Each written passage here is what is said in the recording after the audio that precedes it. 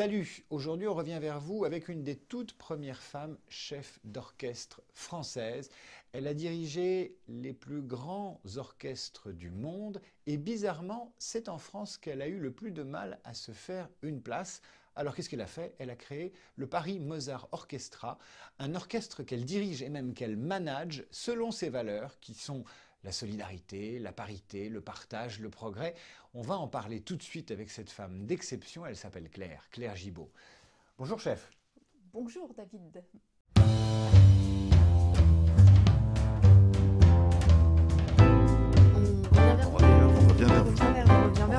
On revient vers vous.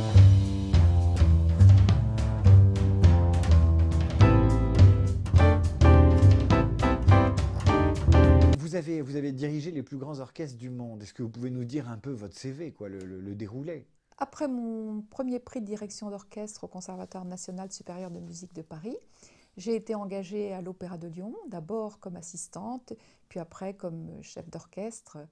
Et j'ai pu assister des chefs d'orchestre prestigieux comme John Eliot Gardiner ou Kent Nagano. Vous avez été la première femme à diriger l'Opéra de la Scala, à Milan. Oui, dans une création du compositeur Fabio Vacchi et puis aussi les musiciens de la Philharmonie de Berlin. Il y a quelque chose d'assez bizarre, c'est que vous m'avez dit, finalement j'ai fait le tour du monde des grands orchestres. Oui.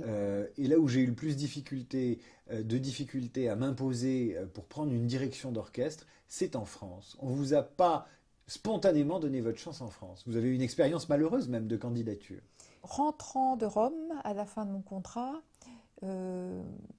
ayant dirigé donc à Washington, ayant dirigé à Berlin, ayant dirigé à Londres, je me suis dit je vais poser ma candidature en France à un orchestre dont je ne vais pas poser ma candidature à Paris. Je sais combien c'est fermé, je ne connais pas les réseaux, mais il y a des postes libres avec des orchestres de province, comme on dit. Et il y avait un orchestre libre, c'était l'orchestre de Rennes-Bretagne. Et j'ai posé ma candidature. Je n'ai même pas été sélectionnée sur dossier, je n'ai même pas rencontré qui que ce soit. Seulement une secrétaire a répondu « Votre dossier n'a pas été sélectionné ». Ne pas passer même le premier éliminatoire sur dossier avec le dossier que j'avais, c'était pas possible. Donc je voyais bien qu'il y avait une ségrégation. Donc finalement, vous avez été initié très vite au plafond de verre, au fameux plafond de verre dont on parle et qui touche toutes les femmes dans la musique et ailleurs. Vous savez que dans certains orchestres, on a exigé le paravent pour les auditions pour l'orchestre. Et ça, c'est la seule condition pour que les femmes accèdent au poste de première. Alors attendez, précisez-moi ça. Dans toute la France et dans toute l'Europe, depuis une trentaine d'années, on a fini par obtenir que les concours de recrutement, les auditions pour entrer dans un orchestre se passent derrière un paravent.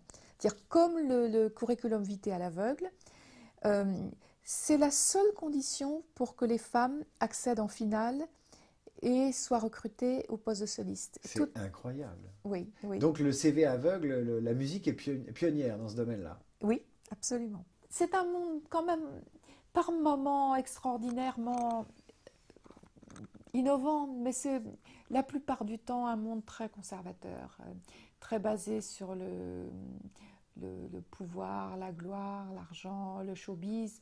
Et les postes sont rares, les postes enviés sont rares. Et on trouve beaucoup plus de femmes à des postes de responsabilité en province, dans les orchestres de province, parce qu'il y a moins de possibilités de gagner bien sa vie.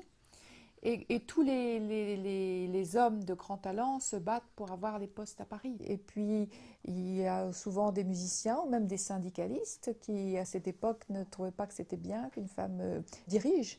Et je peux dire que ça m'est arrivé d'aller diriger, traversant l'orchestre, la fosse d'orchestre pour aller à mon pupitre avec les larmes aux yeux et avec des réflexions désagréables sur mon passage. Carrément. Deux musiciens? Oui. Des musiciens que vous dirigiez qui ne se laissaient pas faire ou qui ne voulaient pas être dirigés par une femme. Voilà, oui, c'est arrivé. Et donc, finalement, ça, c'est le moteur ou l'accélération du Paris Mozart Orchestra. Je me suis dit, bon, ne pleurons pas, soyons constructifs et créons notre propre entreprise. Oui, parce que finalement, ne trouvant pas le poste de chef d'orchestre que vous vouliez, vous vous dites, je crée ma boîte, je crée mon orchestre. Voilà. Quelle est sa spécificité? Comment tourne cette entreprise et ses ressources humaines? Les premières valeurs qu'ils ont dû partager, les musiciens, ceux qui voulaient participer à cet orchestre, c'était la lutte contre toutes les formes de discrimination. Mais la parité homme-femme au poste de responsabilité, au poste de soliste dans l'orchestre, et puis une égalité de salaire pour tous les musiciens, mais aussi pour le chef. C'est-à-dire que vous gagnez exactement la même chose que vos musiciens. Voilà. Donc le gars ou la fille qui joue du triangle, il gagne comme le chef. Voilà. C'est incroyable.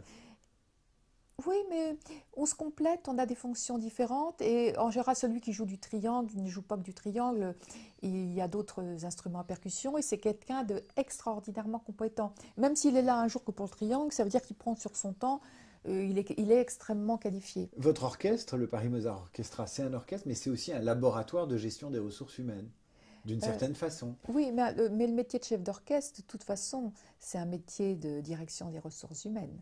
C'est évident, c'est un métier, le chef d'orchestre doit mettre en valeur les musiciens qu'il a en face de lui, leur donner confiance, réunifier toutes les sensibilités. C'est un métier de ressources humaines avant tout. Comment vous les avez recrutés, les gens qui composent ce casting? Comment vous avez fait ce patchwork? Oui, la première qualité, c'était la qualité professionnelle et artistique, c'était avant tout. Après ça, il a fallu que j'insiste bien pour que dans le système, ça a été un système de cooptation. Ils respectent la parité homme-femme et que la femme soit quelquefois avant eux, surtout pour les postes des vents, où les vents sont solistes et où il y a un premier et un deuxième. Quel conseil vous donnez justement aux jeunes femmes aujourd'hui pour s'imposer dans un monde encore gouverné, dirigé, managé par des hommes? Quel est le bilan finalement que vous tirez de cette expérience du Paris Mozart Orchestra? Il faut diriger le plus possible, donc comme c'est difficile à trouver des engagements, créez votre propre ensemble, bénévole, avec des camarades, avec des étudiants. Plus on exerce, plus on devient bon. Donc le génie n'est pas spontané. Et c'est ça qui est difficile pour les femmes, parce que comme tous les postes de direction sont tenus par des hommes, et que le pouvoir se transmet d'homme à homme la plupart du temps, ils n'engagent pas beaucoup de femmes. Donc mettez-vous au travail de mille façons. Quel est le défaut que vous n'avez pas? Je n'ai pas le goût de l'argent. Quelle est la qualité professionnelle qui vous manque en tant que manageuse, directrice, organisatrice chef d'entreprise? Qu'est-ce que vous aimeriez perfectionner? Pensez encore moins à moi. Vous pensez beaucoup à vous? Forcément. L'ego meurt une demi-heure après nous. Merci.